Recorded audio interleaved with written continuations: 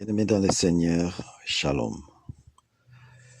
Nous bénissons le Seigneur pour cette opportunité et nous présentons nos excuses pour le retard parce que nous avons connu quelques problèmes techniques et comme vous le savez, nous le faisons avec les moyens de bord.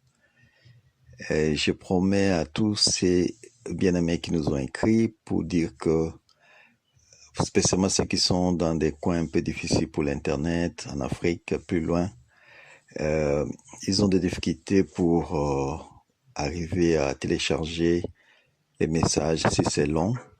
Alors ils nous ont demandé si je peux faire des messages de 10 à 15 minutes, faute des moyens pour eux de télécharger de longs messages.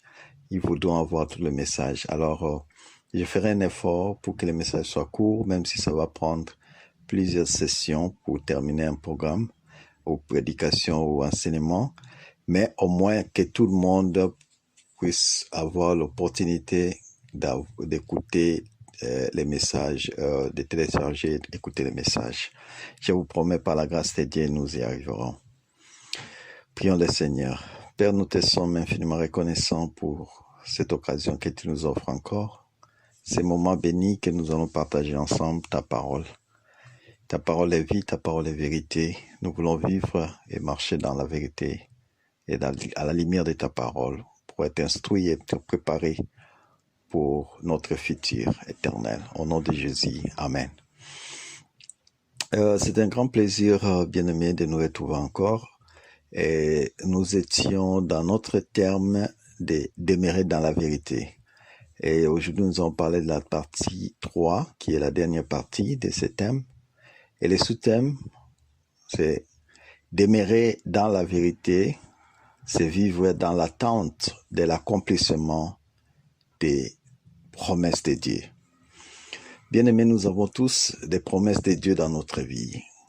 Précédemment, nous avons parlé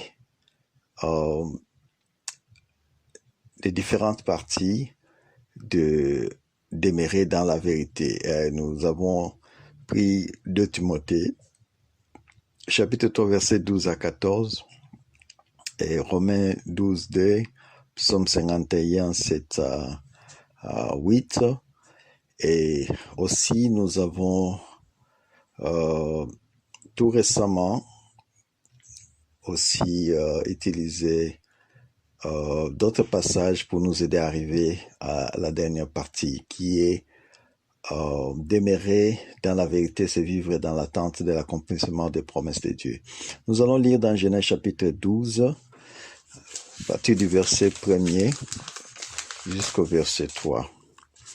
Il est dit ceci: L'Éternel dit à Abraham, va-t'en de ton pays, de ta patrie, de la maison de ton père, dans les pays que je te montrerai.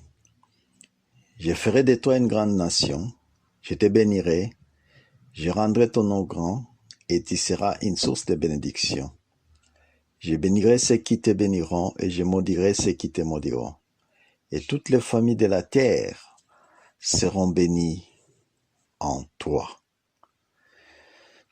Bien-aimés, dans ces passages des Écritures, nous voyons qu'Abraham, qui avait réussi 7 différentes promesses qui sont 1. D'avoir une nation, un pays ou une terre. 2. La bénédiction personnelle. 3. L'honneur. 4. Un moyen de bénédiction pour les autres. 5. Bénédiction à ceux qui bénissent Abraham. 6. Malédiction à ceux qui les maudit. Et 7. La grande promesse évangélique accomplie en Jésus-Christ. Abraham a réellement été béni. Si nous lisons dans la Bible, nous pouvons voir que matériellement et temporairement, Abraham était béni. Nous pouvons voir aussi dans Genèse chapitre 17, au verset 15 et 16, il est dit ceci: Dieu a dit à Abraham, tu ne donneras plus à Sarai, ta femme, le nom de Sarai, mais son nom sera Sarah. Je la bénirai et je te donnerai d'elle un fils. Je la bénirai et elle deviendra des nations. Des rois, des peuples sortiront d'elle. Et ça, c'était la promesse du Seigneur. Il a promis à Abraham une nation qui viendra à travers Sarah. Il aura un enfant et à partir de là, il y aura toutes ces belles promesses que Dieu lui avait données. Et si nous allons dans Genèse chapitre 18, au verset 10, il est dit ceci. Après que Abraham ait reçu les anges, donc les seigneurs qui étaient à Paris, il avait reçu 3 personnes, dont le Seigneur lui-même était là, mais il les a donné tout ce qu'il fallait à manger, tout ça. Et puis, la Bible nous dit dans Genèse chapitre 18, verset 10 que l'un d'entre eux dit « Je reviendrai vers toi cette même époque, et voici Sarah ta femme aura un fils. » Sarah écoutait à l'entrée de la tente qui était derrière lui. Donc, cette promesse de Dieu de faire d'Abraham une grande nation, Dieu l'a promis, il est venu le lui dire lui-même. Et dans ce même passage, donc, de Genèse 18, si nous allons un peu plus loin, au verset 17, nous verrons que le Seigneur s'est inquiété de ne pas pouvoir dire à Abraham exactement ce qu'il allait faire à Sodome et Gomorrhe. Il s'est dit, cacherai-je à Abraham ce que je veux faire? Parce qu'Abraham était ami de Dieu par sa foi. Dieu l'a appelé son ami. Alors Dieu a dit, est-ce que je cacherai-je à Abraham ce que je veux faire à Sodome et Gomorrhe? Et au verset 23 du même chapitre, si tu lis du verset 23 jusqu'au 32, vous verrez qu'Abraham a commencé à négocier avec Dieu. On n'aura pas le temps de lire tous les passages, faute de temps pour aider les autres, comme je dis au début. Donc, si tu lis ce passage de Genèse chapitre 18, à partir du verset 23 jusqu'à 32, tu verras que Abraham négocie avec Dieu pour chercher à sauver Sodome et Gomorrhe. Mais ici, je voulais soulever un point très important pour dire que certaines promesses reçues par Abraham n'ont pas vraiment bénéficié à Abraham de son vivant. Je donnerai l'exemple du pays. Dieu, bien que Dieu lui a promis une nation, pays ou terre, la Canaan, mais Abraham n'en a pas bénéficié de son vivant. Il est resté sans terre et étranger dans le pays que Dieu lui avait donné, jusqu'au point de manquer même de terre par où enterrer sa femme. Donc, vous pouvez comprendre d'abord, dans un premier temps, comme je disais au chapitre 18, à partir du verset 23 à 32, qu'Abraham, un homme, je n'ai pas vu un homme avant cela en train de négocier avec Dieu, cherchant à sauver Sodome et Gomorrhe, sauver quelque chose.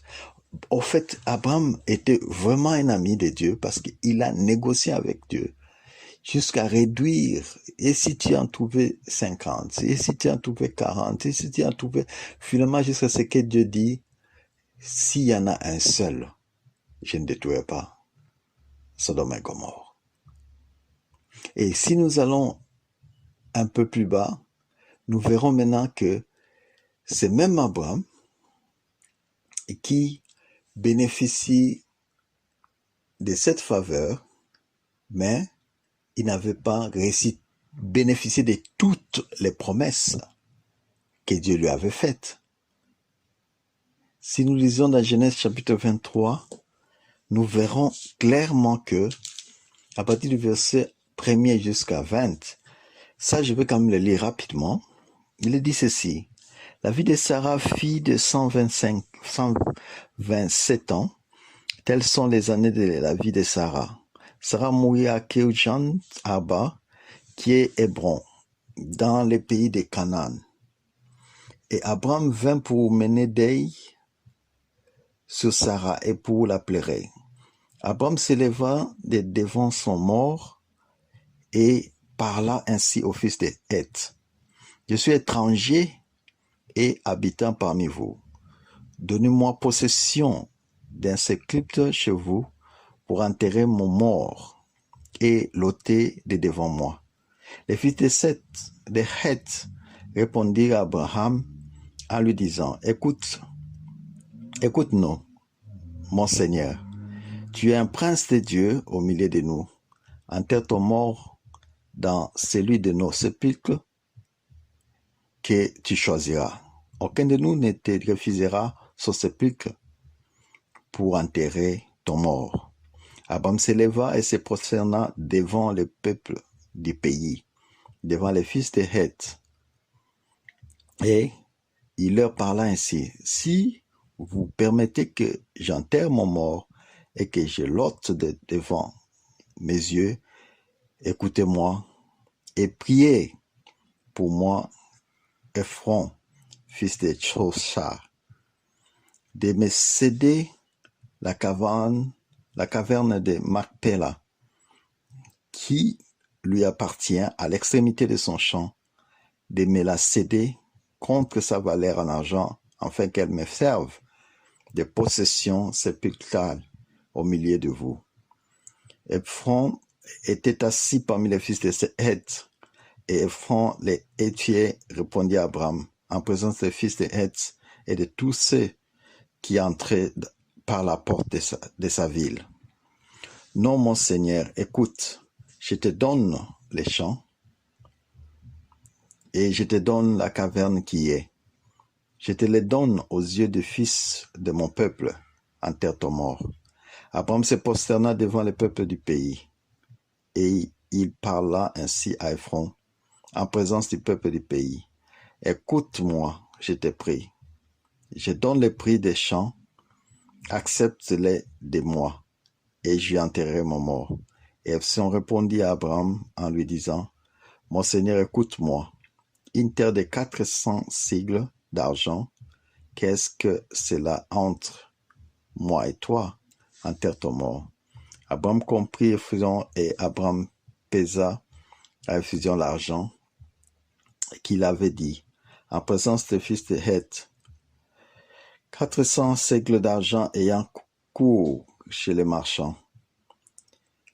Les champs de front à Macrap vis-à-vis de Mamré, les champs de caverne et la caverne qui y est, et tous les arbres qui sont dans les champs et dans toutes les limites alentour.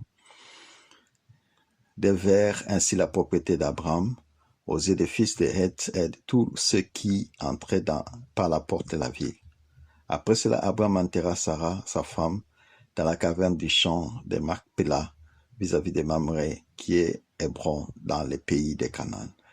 Les champs et la caverne qui demeurent à Abraham comme possession sépulcrale acquise des fils de Heth.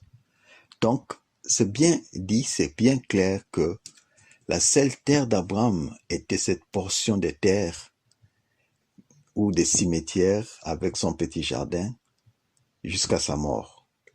Et pourtant, il avait la promesse de Dieu de lui donner le Canaan. Abraham n'avait pas la possession de Canaan.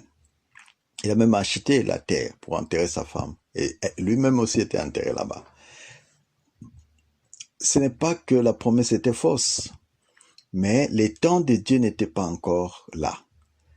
Certaines des promesses reçues restent d'actualité et sont toujours valables. Ça ne se réalise en toi que quand Dieu les voudra. Et certaines même ne se réalisent pas en toi, ça se réalisera dans tes enfants ou dans tes petits-enfants. Nous devons garder l'attitude qu'avait Abraham jusqu'à la fin. Il avait la foi en Dieu et continuait à lui faire confiance. Il a été promis à Abraham d'être père d'une multitude, mais il n'avait même pas encore une seule petite ville à lui, et il meurt. Mais la vérité est qu'il était mort dans l'attente de sa promesse, et cela s'est réalisé dans sa descendance. La vérité aujourd'hui est que nous devons discerner ces temps-ci et chercher à savoir ce qui est juste et ce qui n'est pas. Comme il nous est demandé dans Luc chapitre 12, versets 56 à 57, vous pouvez les lire. On nous montre les signes des temps, ce qui arriverait. Si je peux juste lire Luc 12, 56 et 57 rapidement. Il dit ceci. Hypocrite, vous avez discerné l'aspect de la terre et du ciel. Comment ne discernez-vous pas ces temps-ci? Et pourquoi ne discernez-vous pas de vous-même ce qui est juste? Donc, nous devons discerner. Et je vais vous laisser avec quelques passages que le Seigneur nous a donnés comme signe des temps de la fin. Dans Matthieu chapitre 24, versets 4 à 14, et puis versets 23 à 27, versets 34 à 37, de Matthieu 24 toujours, et puis le verset 44. Et puis vous pouvez aller aussi dans Matthieu chapitre 25, versets 31 à 46, pour que nous nous préparions et que nous ne soyons pas surpris. Tous ces passages nous parlent des signes des temps de la fin, ce qui arrivera. Et ce sont des promesses du Seigneur que nous devons tenir, nous devons considérer que pour que nous soyons prêts en tout instant de la fin du temps. Et demeurer dans la vérité, c'est demeurer dans l'attente de toutes les promesses, comme si cela arrivera demain, pour que je sois prêt. Et si cela n'arrivait pas demain, ça pourra arriver après-demain. Et si cela n'arrivait pas de mon vivant, ça arrivera après ma mort. Mais je les verrai car j'avais passé mon temps dans l'attente de l'accomplissement des promesses de l'Éternel. Il nous a promis qu'il reviendra nous prendre. Nous devons nous préparer chaque jour.